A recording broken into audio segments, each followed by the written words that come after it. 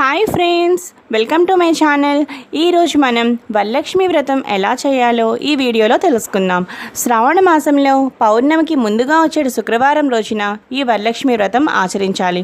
ఆ రోజు కుదరని పక్షమున మిగతా శుక్రవారాలలో కూడా ఈ వరలక్ష్మి వ్రతం ఆచరించవచ్చు. వరలక్ష్మి వ్రతం రోజున ముత్తైదువులు తెల్లవారుజామునే నిద్రలేచి తలస్నానం చేసి ముందుగా ఇంటిని మామిడి తోరణాలతో అలంకరించుకుని పూజా మందిరాన్ని అలంకరించుకుని ఇంటిలో ఈశాన్య మూలలో స్థలమును శుద్ధి చేసి అలికి బియ్యపు పిండితో కానీ రంగుల చూర్ణముతో కానీ ముగ్గులు పెట్టి ఒక పీటను వేయాలి.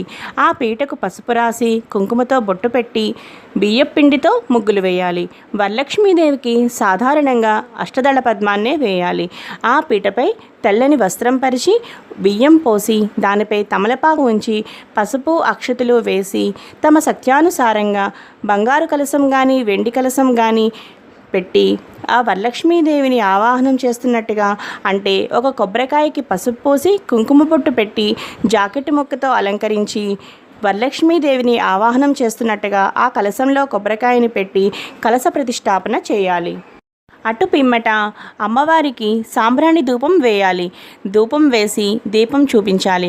ఆ తరువాత అమ్మవారిని పసుపు కుంకుమతో పూజిస్తూ లక్ష్మీ అష్టోత్తర శతనామావళి చదువుకోవాలి.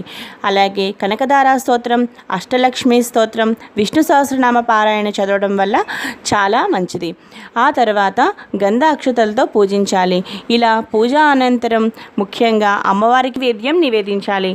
మహానైవేద్యం అంటే 9 రకముల పిండి వంటలు భక్షములతో కూడిన భోజనం అన్నమాట. అంటే 9 రకాల పిండి వంటలు తయారు చేసి పెట్టుకోవాలి. అవి అమ్మవారికి మనం నైవేద్యంగా నివేదించాలి. ఆ తరువాత ముఖ్యంగా తోరగ్రంథి పూజ వరలక్ష్మి వ్రతంలో చాలా విశిష్టమైనది. తోరగ్రంథి పూజ ఎలా చేయాలో అలాగే తోరాన్ని ఎలా సిద్ధం చేసుకోవాలో ఇప్పుడు మనం తెలుసుకుందాం.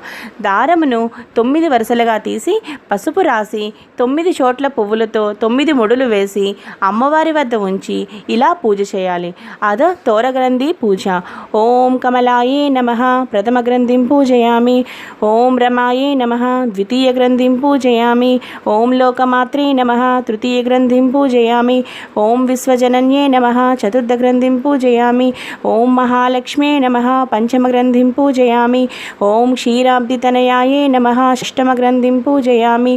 ఓం విశ్వసాక్షిణ్యే నమః సప్తమ గ్రంథిం పూజయామి.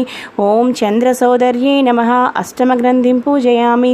ఓం హరివల్లభాయే నమః నవమ గ్రంథిం పూజయామి అని ఒక్కొక్క ముడికి ఒక్కొక్క మంత్రం చొప్పున చదువుతూ తోరమును పూజించాలి. ఒకటి అమ్మవారికి, ఒకటి ముత్తైదువుకి, మరి ఒకటి పూజ చేసుకున్నవారు తప్పక తోరాన్ని ధరించాలి. ఆ తరువాత వరలక్ష్మి